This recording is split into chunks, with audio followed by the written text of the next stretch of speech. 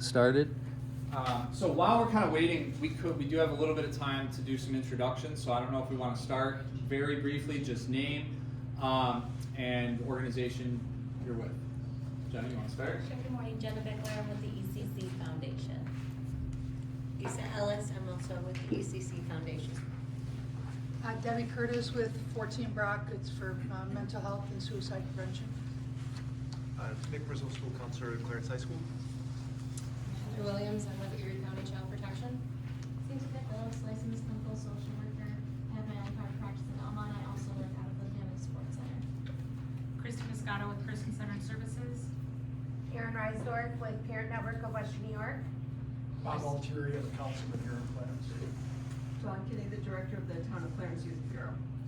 Christine Rich Reese with Clarence Schools. Stacy Mary Fidelis, Fair Community Relations. Shonda Adams, Enrichment Director with Public Emergency at Home.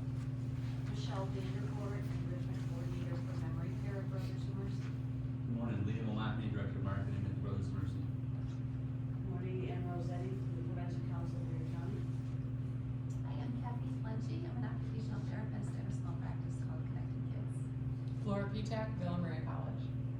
Carly Arnetto, Director of Clinic Services at West South Behavioral Health. Catherine Schleibig, I am the School Outreach Coordinator at Western New York Compassion Connection. Lisa Howard, caseworker for Lancaster and Clarence Treatment Courts. Kathy Damon from the Clarence Treatment Court Foundation. Jason Miller, I'm the priest at St. Paul's Episcopal Church, which is across from Harris Hill Elementary. Kelly Moore with the Legendary Parent Teacher Organization. Bridget King, Outreach Coordinator with Matters. Good morning, everyone. Dominic Cortez, Construction, and Clarence Rotary. George Bremer, I run the Family Support Center at Lancaster. All right. So now we'll have an opportunity. Thank you guys. So obviously, you can hopefully all see too that it's a diverse group that we typically have with us. So hearing kind of where everyone is at, if anyone wants to make some mental notes of who they might want to connect with later on or at a different date, please do. That's one of the primary reasons we try to get together is to also ensure that separate from the connections that folks might be making directly with our office, that you guys are able to walk away hopefully with some connections that even if they don't benefit our office or our district directly, they can benefit kids in our community or families in our community through connections you might make with each other. So I would love to be able to introduce our panel that we have today. And we have, like I said, some folks who have had really, in many cases, direct interaction with our students on almost a daily basis, weekly basis, and some folks who are a little bit more integrated within the Clarence community, within the Western New York communities, all with the focus on supporting everyone within our community, but in many cases with an emphasis on how we can be preventative and proactive in ensuring the safety of our kids. So if we want to start. Mike Ballow, school resource officer at the high school. Jill Pezzino, school resource officer. I work two schools. I've got Harris Hill and Ledgeview. Andrew Keogh, I'm the owner and clinical social worker working with the Family Support Center. I work with Owen Williamsville Wellness Center. I am Bella Wilco, and I'm the support services coordinator for Matters, and so I support the individuals who are seeking Medicaid assisted treatment for their opioid use disorder.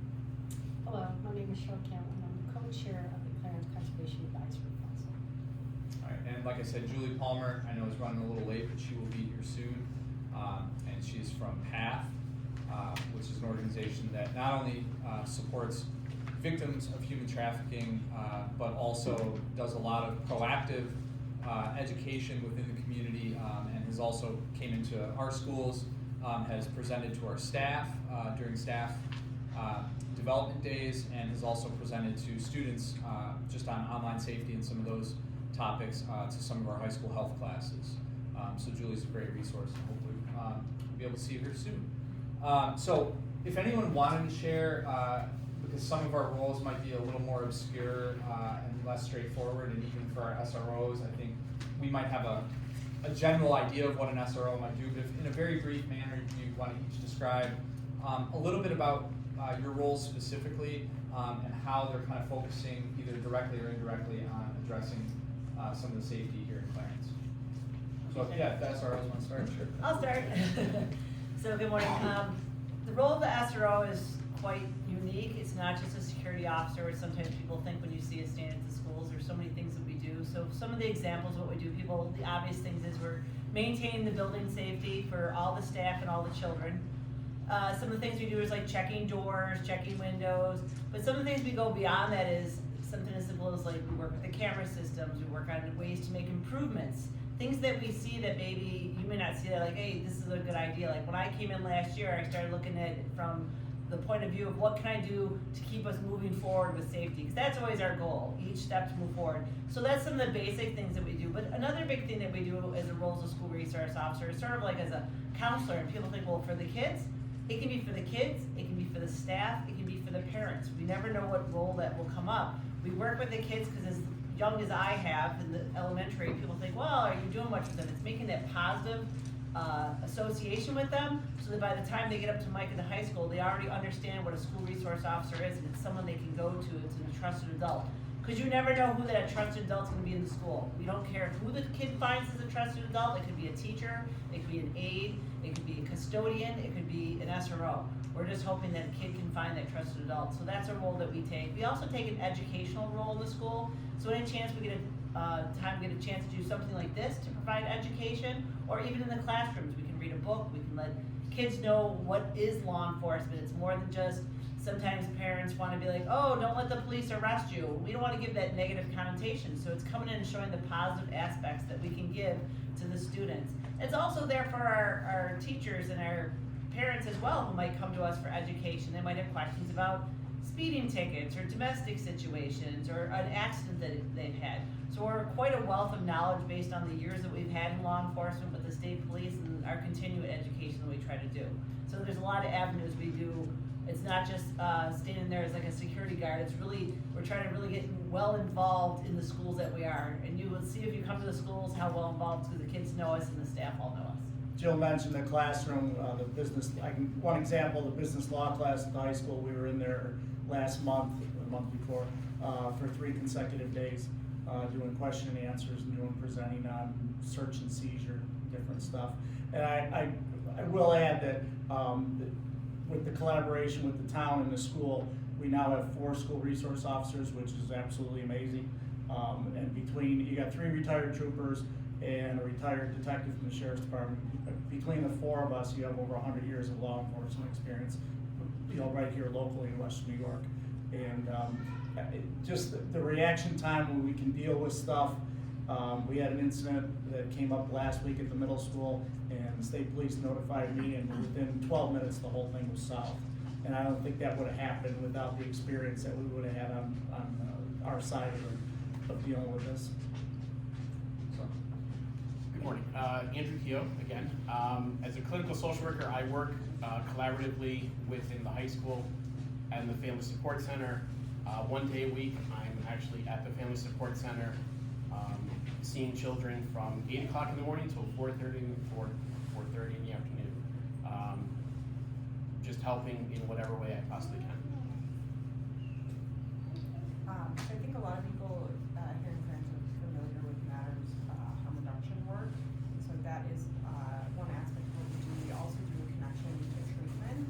So along with that, we like to recognize that there are a lot of factors that can positively or negatively affect someone's ability to go through that treatment. It's not just as simple as you make an appointment, you're gonna be able to be seen, you're gonna get your medication, you're gonna get through that counseling. So my role is to really address what are those barriers, how can we as an organization, as a community, help to make treatment easier so that people, when they are ready to seek that out, it's as easy as possible. So that's really what my role addresses within the larger Matters wants to address safety and substance use as a whole. Again, I'm Cheryl Cantlon with the Conservation Advisory Council. To many of you, it seems like an outlier in this group here. But there are many studies out there that reinforce how being out in nature is wonderful for your mental health, along with your physical health, and along that brings safety, right?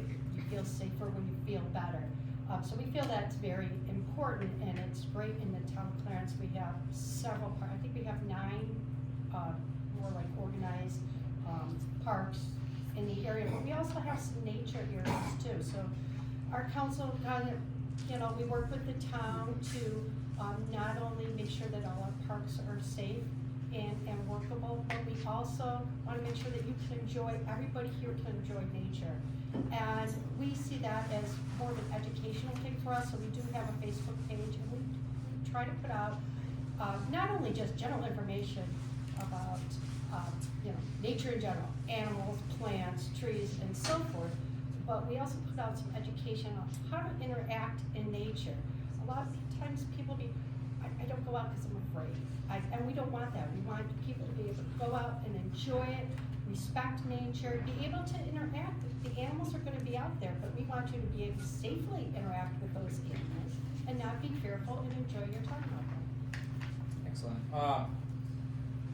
So hopefully that gave a little, you know, some of these folks, for some of you are very familiar, but hopefully that gave everyone kind of a good indication of kind of the way that they're impacting. And Julie, if you want to do a quick introduction of who you are, what PATH does, very briefly, and then we'll kind of get into it. Thanks for being here, Julie. Sure. My apologies. I have 4 kids and I had to get the youngest to school. So I'm Julie Palmer with PATH, People Against Trafficking Humans. I'm the executive director. And we have a 3-fold mission of ending human trafficking through education, prevention, and restoration. So we do a lot of trainings. We also work with at-risk or populations that are victims of other crime, as well as victims of sex and labor trafficking. And then we do restorative services at our Richmond Center in Buffalo. Excellent, yeah. And like I said, Julie has also come into our district to train and well, my work staff does. with staff, well, yeah. As well as getting into our high school classroom. So, you know, kind of again, painting a picture of the discussion today, you know, the old adage of there being safety in numbers does in many ways underline the inherent value that a sense of belonging and a sense of connectivity can carry within a community. So thinking about that, and I have some visuals up here from a recent Brookings survey, kind of looking at what folks view as being the important pieces of safety within a community. Some of those might be more surprising, some of them might be less surprising. But when we think about safety in numbers, when we think about the importance of people, you know, even just thinking about it in a room like this, being able to get physically people together within community spaces, there can be a huge benefit to families, to children, and to their safety with regard to that. So in what ways, no matter how small, and this is really open to anybody, if anybody has like a strong viewpoint on this, in what ways are you seeing belonging and connectivity being done well within Clarence, within both maybe the schools and the community, and how maybe are you as individuals fostering some of that belonging and connectivity?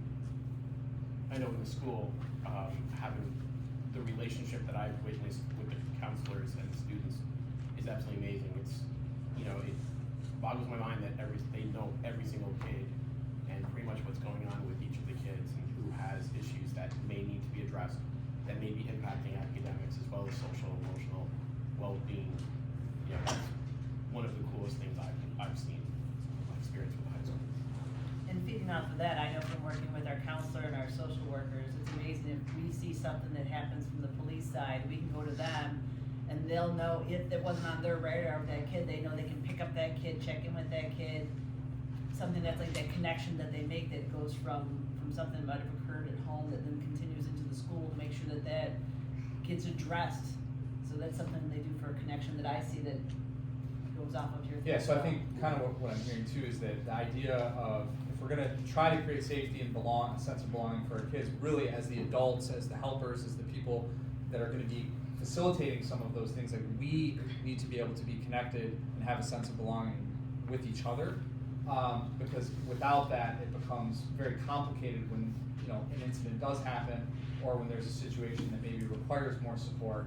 So kind of as you guys both spoke, you know, that can be obviously a big bonus for enhancing that. I think another way too is connecting to our community. Schools have a lot of things that occur after school. Mike has at the high school, he can speak of the football games. what a great way to bring our staff together, the kids together with a sport. Mike's gone to them for years. So the football games are such a big thing because now you're bringing the parents there, you're bringing a lot of staff there, the kids there, and just that positive. They have they talk about having a positive reaction. They teach that to the kids. Just seeing the excitement of that there. That's at a high school level. I'm not sure exactly what middle school does. I know they have events as well. I know for like elementary we do a fun run just to see all the families that come out and come together. So it has that connectivity of the fact that you're bringing those families together. And you'll make those connections just because they meet up with people that they may know or from their neighborhood or they get to know. Our PTO runs a lot of things too. So just by bringing those parents together, it starts to help that connectivity because they'll now feel like they're part of the school more because the fact that they're interacting. So I think those are some of the things that I wrote down. They'll have different like elementary has like reading nights and they have like a fall fest that they do. A lot of it's run by the PTO as well. I see a lot of that bringing the community together because you're bringing those parents in, you're bringing what staff that's running that event, plus you're seeing the PTO. So that's a huge thing for after school time for bringing our community together. I think the connectivity part of it too, though, is we've been able to stress, at least I think at all levels, but more so at the high school level, is to be vigilant during the school day. I've had kids come up to me, I saw this in the parking lot, I saw this. There's that sense of everybody's trying to look out for one another, and we've tried to stress that. We've always said since I've been there, and probably before, that the old if you see something, say something. And I've had kids come up to me, periodically, and tell me this, tell me that, of stuff that's going on that otherwise we wouldn't know about. Yeah, that requires and kind of speaks to the level of trust that, similar to what Drew was saying, that a lot of the folks that I know that we work with out of our office that have had, more significant connections with families and with students directly, you can't develop that trust without that sense of connection and without that engagement. And that is where then people start feeling comfortable saying when something's going on, whether it's I saw something suspicious happening at a park, or I got a message on my phone from someone and it's very alarming, and now we're able to connect with Julie, or we're able to connect with a social worker and kind of support that, and that wouldn't happen without that trust. So in what ways do you guys think that we could maybe enhance, like are there any things that we're kind of either already working towards, maybe in your respective roles, either in the community or with the schools, that we could enhance the sense of belonging here in Clarence in ways that might have an impact on our emotional and physical safety? So are there things that are either in the works, or that maybe are some ideas that you have that could, knowing that we have town councilman in the office or in the room, like are there things that are ideas that you have been thinking about that maybe could benefit for some of the rest of the folks here and for the community here? Well, I'll speak to that. So I know, Matters has been invited in, in a harm reduction capacity to do trainings, Narcan trainings, and in different community events. And to tack on to your previous question, one thing that we speak about often is how stigma is one of the biggest hurdles that people who use substances face, because your likelihood to seek out help or to seek out guidance or information is a lot less if you fear punishment or legal troubles for adults, but punishment for children, and also legal troubles. So I think the fact that Clarence is willing to have that kind of evidence-backed information in the schools and in the communities, I think that signals to children, and especially obviously at the high school level, that their safety is cared about, that their teachers, their community cares about their safety. It's important. They want that information available to them, and that in the case of the Narcan trainings, that safety is paramount, and increasing that availability to those safety measures, I think can only improve their outlook on if they were to have a problem, if they wanted to seek help, they know that information is there to them. Yeah, so just kind of building some of the infrastructure for, those things to be present and available within a community. Yeah, and building that trust as well. Yeah. As you said, they now see that person as a trusted person. They might want to share that they have a problem if they know, are willing to help, willing to guide them now. So as we kind of discussed, and as many of us that are from the Clarence community know, recently we've seen an increase in unsafe behavior within our community among our youth, especially as it relates to recreational safety. It's been highlighted by our town. Obviously, there's been wide range of discussion. Take it for what you will on community forums. And it's something that, unfortunately and tragically has impacted the community in ways, and has impacted our students and families in ways that we hope would never happen again, and that we can take some measures to hopefully mitigate. In particular, this has been a point of concern with regard to recreational safety on our bike trails, and in the community as it relates to bike safety, e-bike safety, and other motorized recreational vehicles. I can only speak myself, sitting in a BJ's parking lot not too long ago. This would have been in October. There was a young, and whether or not, I don't know if it was a kid from Williamsville, Clarence, not sure, driving through the BJ's parking lot diagonally, straight through parking spaces, probably going 45 or 50 miles an hour on a quad, on a four-wheeler. And all I could think about was if I had had my 2-year-old son with me and we were walking in the parking lot and he dropped something, I looked down and somebody's not watching, what could have happened? Or what could have happened to that person that was riding on that quad, who was a young man, who was not wearing a helmet. So knowing that these things are happening in our community, and that some of them are having tragic outcomes, are there steps that can be taken or that are being taken that you feel like either within the school or within the town to promote a more proactive, educationally focused approach to addressing recreational safety? And I say that because it's very easy for us to point fingers. It's very easy for us to blame our adolescents, to blame families, but it's also really important that if we're going to be, holding people accountable, that we're doing some things on the front end to be proactive and educational with those approaches. So are there any steps that we feel like, and I'm going to kind of target the SROs just because I know you're pretty involved with that, that you feel like might be either already on the horizon and in the works, or things that even just from a day-to-day basis, families can start considering to improve the safety with regard to some of those topics? Rob Ellis, who covers, also a retired trooper, covers Sheridan Hill and Clarence Center. He's working on, we're going to try to hopefully roll it out in the spring, coordinating groups at the high school, possibly like the leadership club at the high school and maybe 1 or 2 others, to bring them down, the juniors, sophomores, juniors, seniors, whatever she has in the group, to come down to the elementaries as like a field trip day and speak in regards to what you were just saying, safety, helmets, and stuff like that. Hearing it from their older peers rather than hearing it from the teachers, hearing it from, I don't know, a video that the teacher puts on, hearing it directly from the students at the high school who once sat in their seats where they are. So that's something Rob is working on. Hopefully we can get that going in the spring. Yeah, just kind of normalizing the idea of wearing a helmet, making safe choices around those vehicles. I continue to, like I say, we've had the school, if you didn't know, the school board this past summer prohibited any e-bikes from any school property. It's just been too much of a problem with erratic behavior on them, so they are no longer allowed on any Clarence school property. Because we've had damage on the tennis courts from these, we've had damage to lawns, and it's just, we've had people doing, operating recklessly. I can give you examples.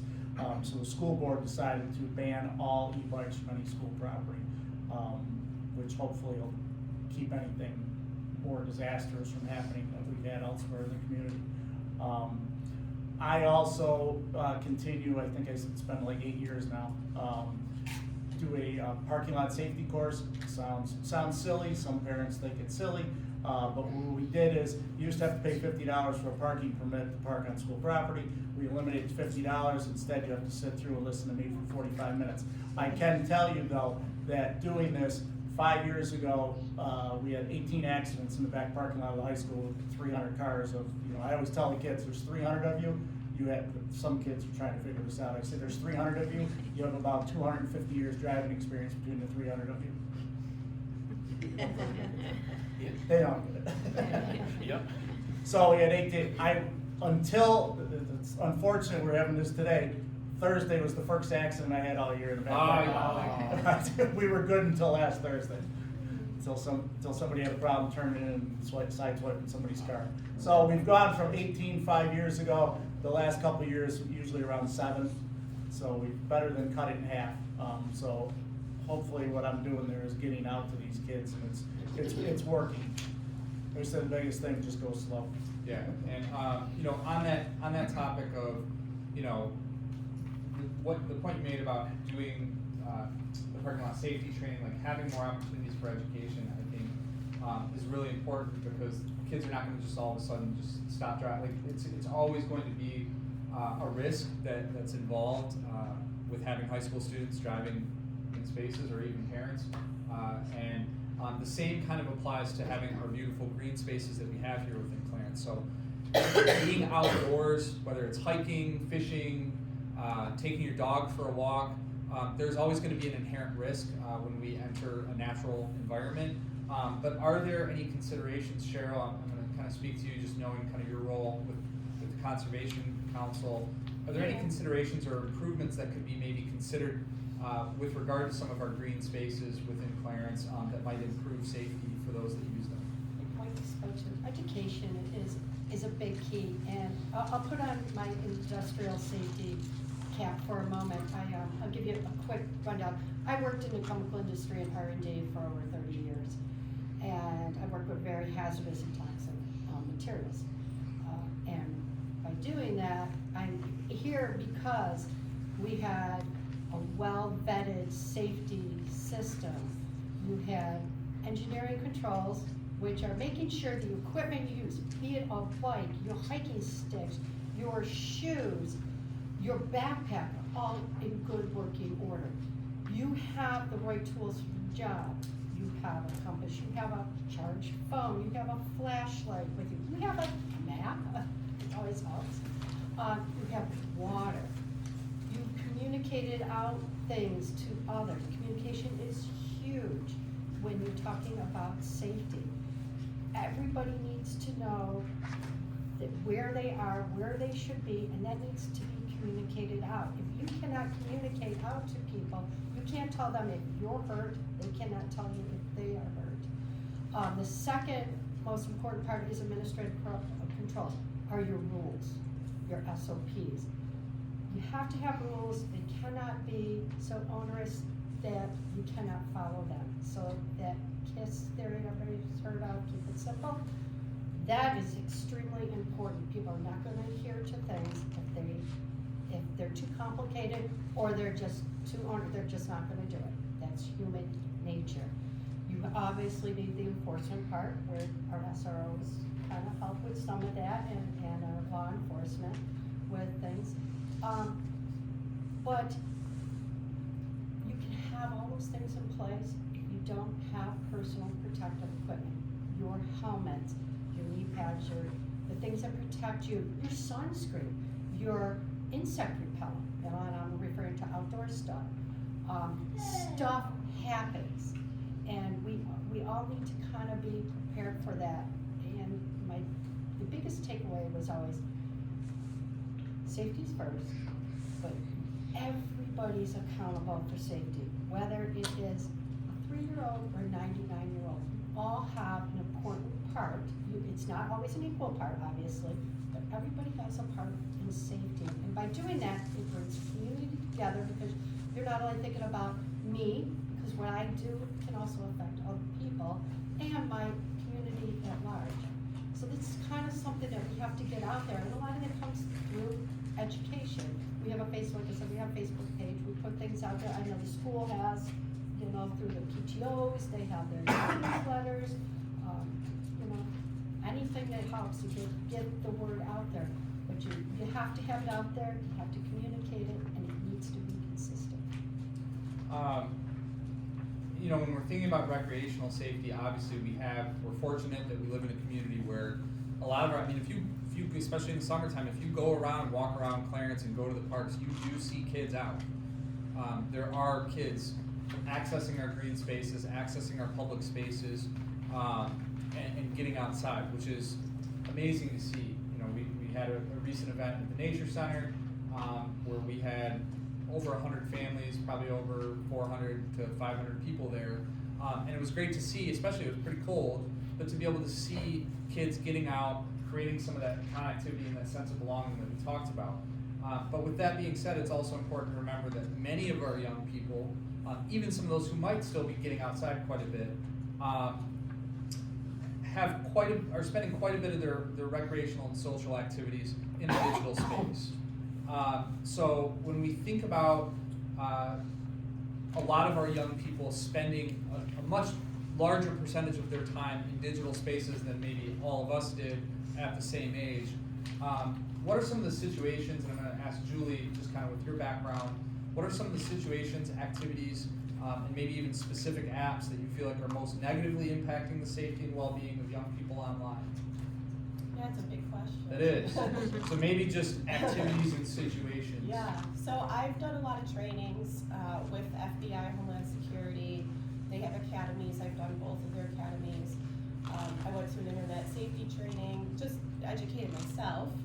My background's in behavioral mental health, but I also wanted to better understand internet safety. And unfortunately, based on law enforcement feedback, there is no safe app. There really isn't. And just doing the research and education, there is a way for a perpetrator to access every app, no matter how much we control it. So I'm a mom of 4. They don't love I do what I do because they say I'm the strictest mom in school. And I'm like, I don't believe I'm the strictest, but probably at the time. I'm the strictest dad. Good, see, I'm in good company. You're in good company. So, you know, a lot of it is just being thoughtful about what we're allowing our kids to do. I would say that we serve youth and adults. The teens we serve are coming from all over Western New York. We are not just serving inner city youth. We drive into suburbs. We have students from this community. It has nothing to do with necessarily socioeconomic status, although that can influence it. But perpetrators don't really care. They're not discriminating. They'll find whatever kid's vulnerable. They'll do whatever they need to reach them. And apps and social media is key because that's what every youth is on right now. And so, you know, we had an opportunity to have FBI Buffalo present as well recently. Unfortunately, it was live streamed. We weren't able to tape it. I wish more caregivers and parents in the community were able to attend. A lot of the information that they presented on, again, being a parent of a young child who is going to continue to grow in this digital age, it truthfully was, I don't know, scary is not even the right, it made me feel ill. Yeah, and I think that's not hyperbole. Like that, a lot of what they were presenting on and some of the things that are happening made me feel sick to hear about. That is a reality. Now, some of those situations are of lower incidence, you know, in some of the extreme cases, but the reality is when you look at the amount of young people that have been involved in whether it's online sextortion, some of those things leading to suicide. So, you know, this is not just a physical safety issue for our children. It is a mental health concern because some of these things are having real and significant impacts on our children's mental health, even if it never gets into the space of being physical and being in person. So with that, you know, Julie, what are some of the misunderstandings about online safety and what should be considered on the front end? So again, having a 2-year-old at home, what are some of the things that I maybe even with a young child need to be thinking about as it relates to online safety and what needs to be considered by caregivers, parents, and then even those youth that might be engaging in using, you know, apps, different things? I think the first thing that's really important is have open and honest conversations. So not just as a provider, our social worker does an amazing job with our youth, but as a mom. My kids all have devices except my 10-year-old. I have 3 teenagers, one's graduated. And so there's reality that the phones exist. We're not gonna get rid of it anytime soon. And so a lot of it is being very upfront, honest, and having conversations. And honestly, as a parent, you do have to be vigilant. And it's work and effort, right? We'd rather not deal with it. We want our kids to just use their phone and not have to deal with it. We don't wanna get in fights with them because the kids get in arguments about how long. But I'm gonna just really implore you that it's really important that you be on top of it. You can use parental controls. Every phone carrier has them. iPhones have them, Androids have them. I'm a really strong proponent of not having phones in their bedrooms at night. I tell people when they ask me, you might as well just put an adult perpetrator in their room. And my kids tell me that pretty much all their friends are allowed to have their phones all night. And that really kind of shocks me, to be honest. For a lot of reasons, not just for the risk of exploitation, but just the lack of sleep, the way that they're getting into all different kinds of scenarios. So I think a lot of it's just being educated. Go to trainings. When you see internet safety trainings, we do them all the time. We're happy to come out to the community, the school, and do more of that. But there are things we can be proactive. You know, it is upsetting. I live it. My husband's an educator at Amherst, so you know, I'll say, why don't the schools stop this, that? And he'll go, because we don't know what we don't know. You're living this every day. We're not. Which was really enlightening for me, because I'm inundated with it, but the community's not. And so I think there's a few things as a school that I think about is I really discourage using apps for communications. And I know it's a really big thing, like for sports, or my kids have different clubs they're in, and the teachers just or coaches communicate in these group chats on Instagram or whatever. But the problem is then we're forcing kids into those apps, and it's just creating dynamics. The other thing is putting stronger controls on school computers. That's district to district. My kids' controls are different than what Amherst is doing. It's very fascinating to see what my 10-year-old son can access on his school Chromebook. It's concerning, right? And we're trying, everybody's working hard, but there's just a reality. So then I have a conversation with my son. Okay, here's some things. For example, gaming systems have chat features. None of us know who's on the other side of that chat. I could go on a little boy game as a 50-year-old woman and start having a conversation with a 10-year-old. That 10-year-old have no idea. So there's just things we just have to be more thoughtful and understanding about, that everybody has access to information. Another big thing is profile pictures. So maybe we tell our kids set everything to privacy settings. That's the first thing we talk about when we do presentations in schools. However, there's a reality that perpetrators steal profiles. So I could take her profile, her name, create a social media platform with that, and you all think you're communicating with her. So again, it's being thoughtful of, wait, didn't I already have an association with her? Why is that happening again? You know, it's just that education side of knowing. A lot of these individuals too will create friendships first. They'll look for vulnerability. Maybe the vulnerability is the kids posting stuff about home or a situation they're really distraught about. And we'll see where perpetrators will just start conversations. Oh, I see you're struggling. Can I help? You can lean on me, call me. They create this trusted rapport before anything goes wrong. Or there's a financial need. You know, we had a kid once put out they needed rent, and the perpetrator said, I can help with rent. It started as a slow, send me these pictures, send explicit things, and then it turned in, you better meet me here, I'm gonna repost all this. So some of it is a slow process of manipulating vulnerabilities. And so again, it's just conversations that we have with people of, you know, what are you posting out there? Who are you posting it to? Who are you responding to? Are these trusted people? And preventative means can also be making sure our students are well resourced. You know, if you know a kid in your community or your school is lacking financially or resources, making sure. I tell my husband too, looking for the kid on the fringe that seems a bit isolated, you know, just even saying hello to them and not, hey, you okay today? Things like that, just so that they actually know people care. You know, we can't be all clinicians, but we can certainly demonstrate care and regard. And I think that's really important. That's the #1 feedback we get from the people we serve, besides all the programs we do, is that they feel genuinely valued, and that's something that a lot of people we serve don't experience in the community or from their families.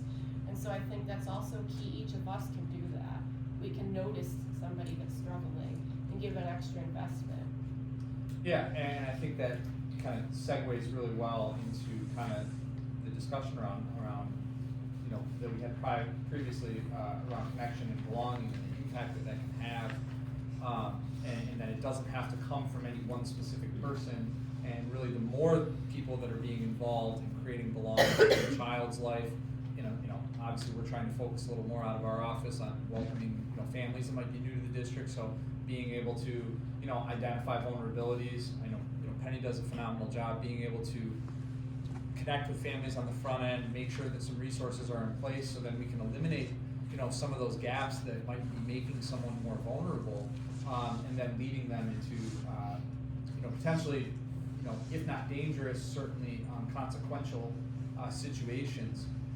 You know, and when we talk about safety, we do spend a lot of time focusing on the physical nature of safety, wearing a helmet when we bike, making sure that if, you know, if we're taking substances or we see a substance or know someone that's using a substance at a party, that we know kind of the steps that need to be taken to mitigate their physical safety, you know, to make sure their physical safety is intact. You know, we can clear up our trails and make sure there's not roots on them. Sometimes we forget the value and the role that social and emotional security can play in the safety and well-being of our community. And that's kind of where it starts, right? Like we talked about that idea of trust, that idea of feeling emotionally secure enough to, when there's a situation that's unsafe, reaching out to someone about it can have an impact. So, you know, Drew being kind of our on-call Swiss Army knife for the school district, you know, maybe if you wanted to shed some light on, you know, what can be done at home and in school and in the communities to support the social and emotional security and well-being of those who might be in Clarence, and how does that make us more physically safe? So I'm thinking about this, you know, a couple of things come to mind. Obviously, the communication is so paramountly important. Having that communication, you know, encouraging parents to have the communication with their pediatricians about what's going on, what behavior concerns they have going on. You know, one of the cool things now is that kids are becoming more aware and insightful in terms of what's available out there.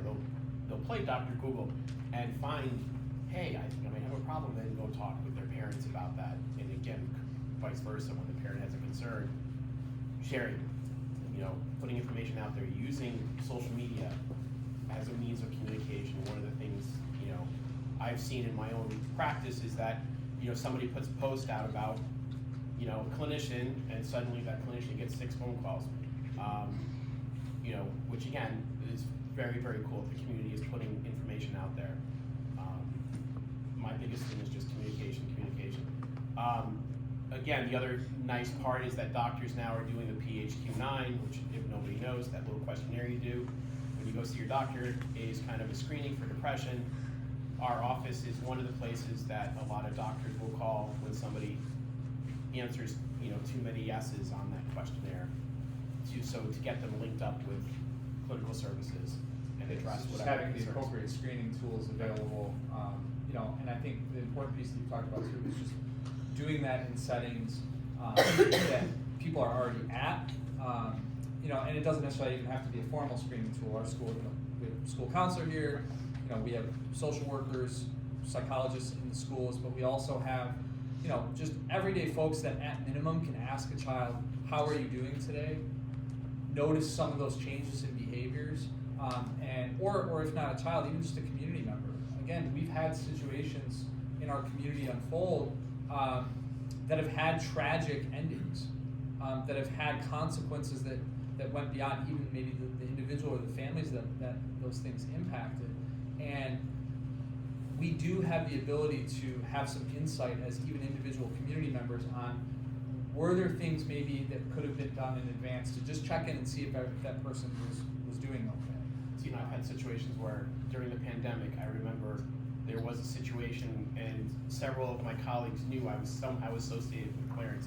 Not really completely certain, but I had several phone calls over one incident during the pandemic when everybody was remote, nobody was in person, but there was something that happened in the community and people were concerned enough to be like, hey, you're in Clarence, right? can you make sure they're aware of this, this, and this?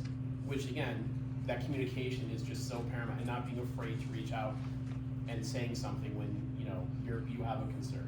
Yeah, how does that emotional security end up impacting like the physical safety of some of our youth? Well, actually, there's a connection to emotional and physical health. You know, if we're emotionally well, we're typically physically well, and conversely, if we're not physically well, we're typically not emotionally well. So they kind of work together, and that's why, again, it's really nice that doctors now are taking that more active approach to assess people for mental health issues when they do go for their annual visits, as opposed to just focusing only on the physical. Yeah. And I think the important piece too, like I had said, you know, that happening in spaces, and even Drew being, you know, we have other clinicians here in the audience that also work out of our office. You know, having folks in spaces that can provide that type of support where people, I mean, SROs, same thing, being in the schools. You know, we have to be able to create infrastructure within the community that's meeting people where they're at. So if we're looking for, you know, if there's a gap in our safety, if there's a gap in our connectivity and belonging, we need to make sure that we're building infrastructure within our community that's kind of already where people are at.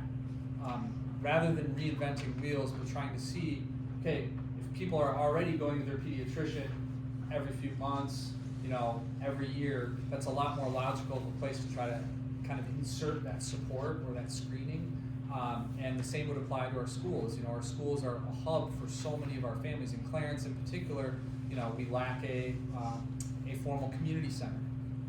We do have a youth bureau that's limited in space. So the school is the hub for so many of our families, and so by having resources built in within the school system, it really is doing a much better job of being able to address safety. But inevitably, there's situations, and this is kind of coming back to you, Drew, and then as well as our SROs, we can have as many supports in place within the community, within the schools as possible. But the reality is that there's situations both at home as well as in the public settings that can occur where mental health might be declining, where the situation might be more acute, and where behaviors and emotions become quickly escalated. Most of us, if we're adults, we've seen that at some point in our life, some of us more than others, where a situation becomes escalated, and it not only becomes escalated maybe verbally, but it starts to become a physically violent situation. And for those of us that have experienced that, it can be sometimes someone who you never expected to engage in that type of behavior, but there were maybe some precipitating factors that day, or maybe that had been going on for a while and they didn't tell anyone, and it just happens. So when those situations are starting to escalate, what are some simple ways? So I'm a community member, I'm out at Clarence Town Park and I start to see something happening, or I'm in a school setting and you know, I start to see something happening as a student. What are some simple ways that folks can help to de-escalate those situations? And you know, does that look different in a community or public setting versus, let's say, something that's happening within a home that a child might be experiencing? Big question. Yeah, that is a really big question. And that is where I really look out for the police for some of these things, because ultimately, obviously, they are the ultimate de-escalators. But the other side is, you know, education, communication, you know, and there are situations I know at the high school where kids have that relationship with a trusted teacher or with their counselor, and they'll go to them and share about a student or classmate, a friend who's struggling. You know, a lot of the kids, you know, I can only speak to my high school because that's my experience.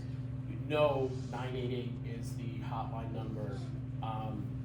There was a couple years ago, there was a song out about, you know, reaching out to suicide hotlines and not being afraid to do it, and it kind of normalized for that whole generation of kids that that's something that if you need it, it's there. And that's kind of what I think, going back to that whole point of education, just knowing, helping kids know that, look, there's help out here. And that's one of the things that I try to do, is just help kids recognize that, like, I don't have to be a scary person that you're forced to have to come talk to. I can be somebody that helps you with whatever it is you need help with. Something I was going to say about it is, it remember when we get to these situations, we don't know what that person's going through. I always say, when we used to handle domestic situations out on the road, I don't want to say the funniest one, but the most peculiar one was they were fighting over a head of lettuce.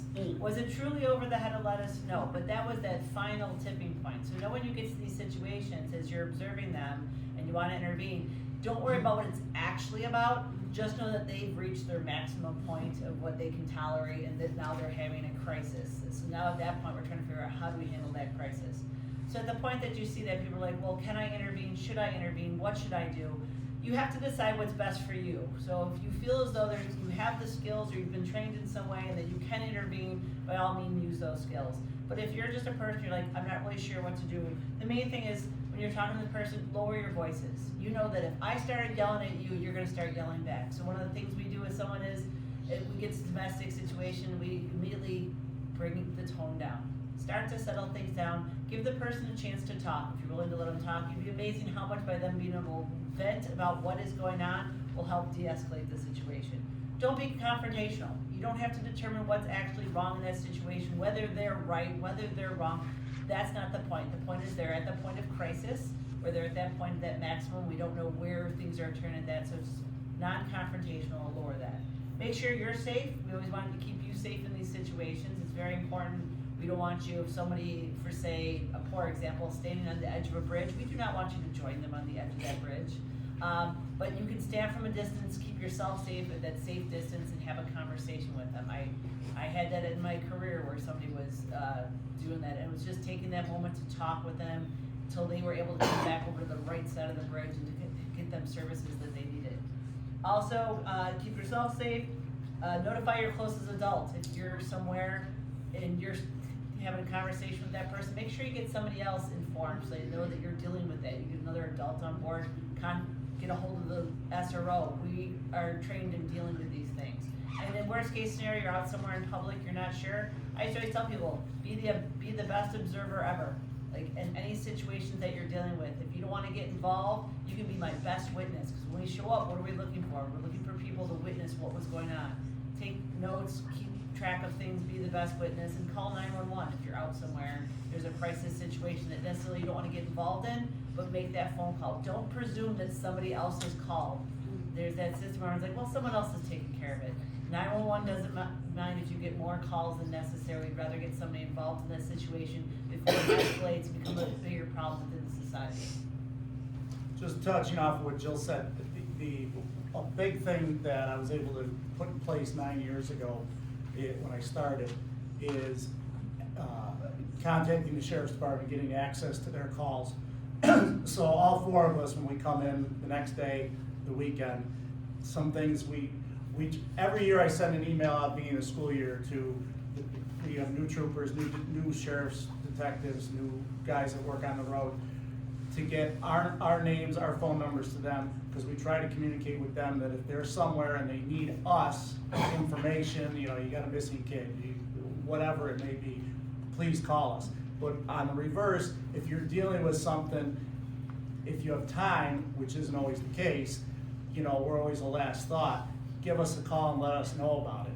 So if that's not done though, a lot of times we're catching these things that are happening out in the community at the house when we check the police calls in the morning and find out that there was a domestic at the house last night, something tragic happened at the house. And then we're able to contact or give that information to the appropriate people at the school, that, hey, this is where this kid is today, maybe, this happened, they may not be coming in. It's been a great tool that we've had access to. And then we get all the other services involved, because the fact that we all share within that and within the school so that we can all work together as that team. Yeah, and I think that kind of speaks to, the collaborative nature, the preventative nature of, what public safety should look like. And, one of the pieces that, again, unfortunately, our community, there's really no community in Western New York and really the United States that hasn't had some impact related to deaths related or situations related to substance use, and preventing alcohol, drug, and other substance use, as well as limiting their potential harm, is a crucial element in ensuring our public safety. So, what are some of the primary safety concerns? I'm going to turn it to Bella. primary safety concerns and mitigation strategies that individuals, as well as schools and community spaces, should be considering as it relates to substance use. Yeah, so similar to what Julie was talking about, education is paramount and you don't know what you don't know. Where substance use is a little bit unique, I guess, is that oftentimes education is conflated with condoning behavior. So there can be a sentiment at times that if you're going to provide education, you're almost encouraging children to experiment. And as we're talking about internet use, and I'm not going to date myself here, but I remember being a freshman in high school and there's maybe one computer in the den and everyone shares it and has access to that same computer. Young people are not working with that same digital landscape, and there's so much information out there. And I'm thinking of a real world example, so I don't know how many people, I guess, in your show of hands, you've heard of the fentanyl in candy. I know I have. So we have great myth-busting articles on our website where there's really been no reported case of that happening, but a lot of us have heard of it, and I'm sure a lot of our youths have heard of it as well. And I guess so now, how many people have heard of Kratom?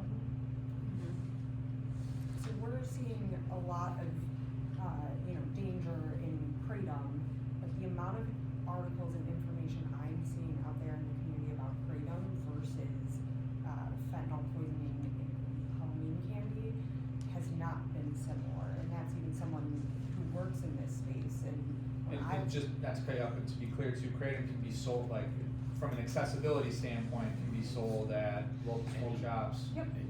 All the time. They're at all gas stations. Yes. Perhaps, I don't know about here, but. I've been marketed Kratom supplements before. I've been, I've gone to fill up my gas tank and seen Kratom. It's widely available, and so if I were 16 and on Instagram, I might be getting this extremely conflicting messaging, which is that my Halloween candy is a huge risk, but that I should be buying Kratom as soon as it's available.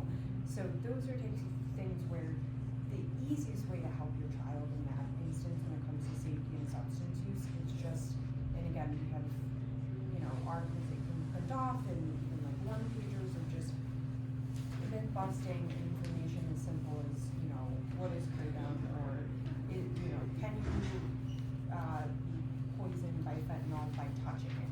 Simple things like this that, the easiest way to mitigate risk when it comes to substance use, and the one most readily available, is education. And we want to recognize that our youth are getting it, whether or not it's coming from us. So we really want that source to be a trusted one, and then being able to pair that then with that actual infrastructure. So those are those harm reduction supplies, that Narcan, which is the life-saving opioid overdose reversal medication, and then the different testing strips that Matters has, that they're widely available as well. Both of those things in tandem are really kind of a two-pronged approach of making sure that our youth actually know the landscape, and it's ever changing, and that's the issue too, is again, the recommendations that were out there when we were young have perhaps changed, and that speaks to, really when the opioid crisis started, it changed the way drugs were being poisoned in a sense. So information that we maybe have had back when, we were taking DARE seminars, or, our information in high school and college may not necessarily be appropriate now, and that's where we want to look to trusted resources. And that's how we're going to best our youth and our community, us as well. I mean, we even working in this landscape, we learn new things every day. Yeah, that's really the best way. I just wanted to share real world experience. My daughter's a college student, and I come from the mindset of they're going to experiment at some point, and we always have an honest conversation with that assumption that, look, you're going to experiment, I'm not going to argue with you about it, it's going to happen. So her roommate's boyfriend overdosed on fentanyl. Thank God they had just had a Narcan training And with her sorority, they all had Narcan in the house, and she was able to Narcan her roommate's boyfriend and save his life. So, and again, and I was like, okay, that's it. I'm getting all the test. I've got a stack of test strips. I've got 4 things of Narcan in my office because I'd rather have it and not need it than need it and not have it. And again, I'm sorry, I come from the mindset of it's gonna happen. They're gonna experiment. Let's just make sure we have if it's a deadly substance like fentanyl, let's make sure we have it that's available to reverse the effects to save their lives. Yeah, I think to Bella's point too, I think the difference of what substance use and experimentation as a teenager looks, almost again to Julie's point of what digital communication looked like, as a high school senior in 2003 was, I know. I'm sorry. About 90. Exactly, so. There was nothing digital. What I'm saying is that 83. In the infancy of the digital age, there was some risk involved, but a lot of that was mitigated because the systems were so basic that there was only so much you could do. And with substance use, a similar kind of trend has happened where access points for substances, cost in many cases might have been a prohibitive factor. Now that's just not the case. And so because the landscape of that has changed so much, to Drew's point, like harm reduction really does, because again, whether we're talking about riding on bikes or whether we're talking about a high school kid going to a party, there are things that are probably still going to happen no matter what safeguards we have in place. There's still going to be a kid that doesn't wear a helmet. And so having other guardrails put up as barriers is really crucial. Go ahead, Joe. I was just going to share that, I've been in business for 25 years as a master level social worker, and when I graduated, it was abstinence-based, abstinence-based, abstinence-based, and over the 25 years I've been in business, I've had to kind of adhere to the harm reduction model where it's now medically appropriate and medically, received that we now come from a harm reduction model as opposed to just abstinence-based, don't do it, don't do it, don't do it. It's recognizing, look, there's a very good possibility they're going to do it. How do we make it as safe as we possibly, with the clear message, look, we don't want you doing this. This is not a good idea, and that's an important conversation to have, but if you're gonna do it, let's do it in as safe as possible way. Yeah. So I know this has been a lot to take in. So with all that being said, just maybe if anyone had a strong opinion, or even if we just kind of want to stop and think about this for a second collectively as a group here, the questions that I really wanted us all to be able to walk away from as community stakeholders, and as people that are all in some form or another impacting the families and youth that are within our Clarence community, even broader for some of us. What ways can we be more collectively accountable for the safety of our community, especially among our youth? So I think for the sake of time, if we just want to think about these things for a little bit, and then kind of maybe have some discussions among each other as we break up for a break soon. But what are some of the ways that we can hold ourselves a little bit more collectively accountable?